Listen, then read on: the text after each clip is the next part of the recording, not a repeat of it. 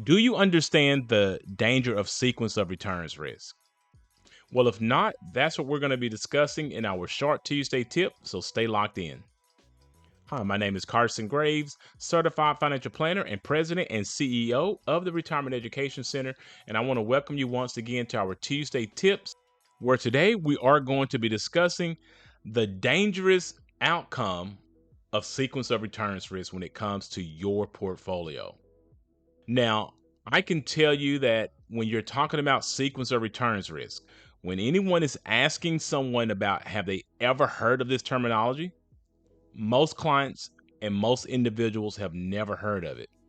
And that's really unfortunate because what that means really is that most financial advisors are not discussing this type of risk with their clients. But that is why we try to educate on this channel. And therefore, we're going to be educating you on this particular risk today. So let's go ahead and jump into our lesson. So first of all, of course, let's talk about what is sequence risk. Well, sequence of returns risk is more or less a timing issue. It's basically the danger of taking withdrawals out of your retirement account during a bear market. Now, when you're taking money out of your retirement account in a bear market, it's going to be much more costly than when you're taking out that same amount of money in a bull market. The reason why it is so impactful when the market is down and you're taking money out of your portfolio is because the math is just not linear. For instance, if you happen to lose 10% in 1 year in your portfolio, it's going to take you 11.11% before that portfolio can get back to par value. Take a look at what would happen if you had a 30% decline in that portfolio. It's going to take almost 43% just so you can get back to even when you have a portfolio loss of 30%. And because the math is not linear when it comes to your losses versus your gains, it is very dangerous when you're taking money out of your portfolio while the market is also taking money out of it as well. That is how you can actually end up running out of money during your retirement years. So, what are some of the strategies that we talk about with our clients to help mitigate the sequence of returns risk? One of the things that we let our clients know, if you have the ability to do so, keep saving and investing money even after you retire. And here's the reason why. When you were working and the market actually had a downturn, it wasn't so troublesome to you because you could take advantage of that time. Because the market is down, you're putting money inside of that 401k and you're buying more shares at that particular time while the market is depressed. So when the market does turn around, obviously you would have more shares in your portfolio to take advantage of an upswing in the marketplace. So if you have the ability to continue to save while you're retired, it would be in your best interest to do so to help mitigate the impact of sequence of returns risk. We would also encourage our clients to keep at least 12 to 24 months of cash or emergency savings on hand when they retire. This is also very important when it comes to helping to mitigate sequence of returns risk.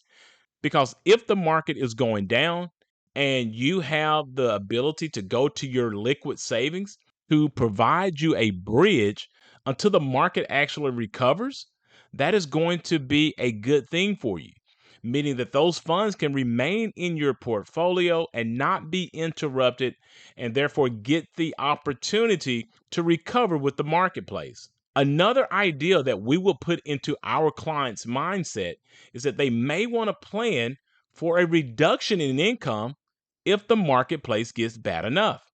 Because if you reduce the amount of income that you're pulling from your portfolio in a down market, it will give your portfolio the ability to actually recover because you're not taking as much money out of it as you were before the market started crashing.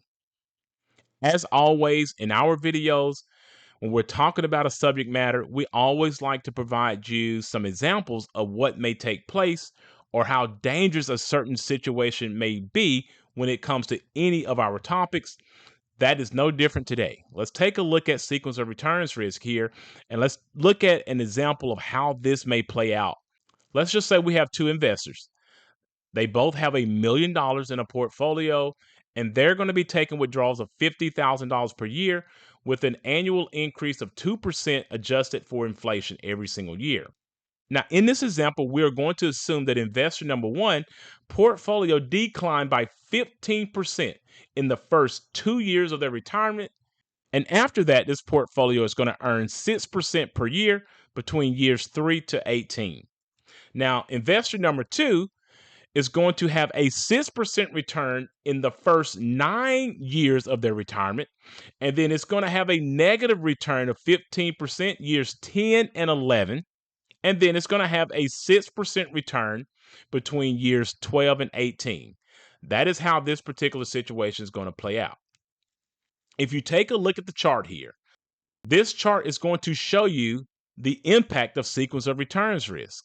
Investor number one, because they had that immediate decline of 15% in the first 2 years of their retirement, while they were taking out $50,000 a year, by year 18, investor number one is completely out of money.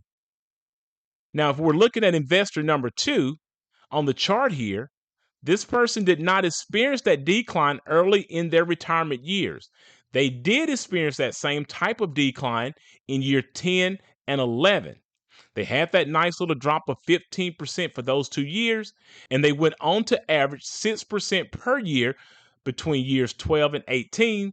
And as you can see, by year 18, investor number two still had around $400,000 at their disposal to continue to withdraw income from throughout their retirement years. So you can see just how impactful it can be when you have a negative situation when it comes to sequence of returns risk early on in your retirement years.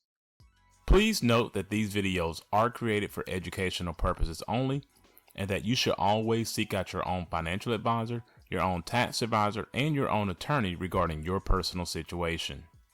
Also, if you are looking for an independent fiduciary advisor to help you with these types of complex financial matters, we highly recommend that you utilize the links in our description below and go ahead and schedule a 1-hour free consultation with us today. And we will also like to hear from you. Let us know what your thoughts are regarding this particular subject matter and leave any questions or comments in the section below. And if you found this information to be beneficial, all that we ask is that you subscribe to this channel so it can continue to grow, like this video, and share it with others.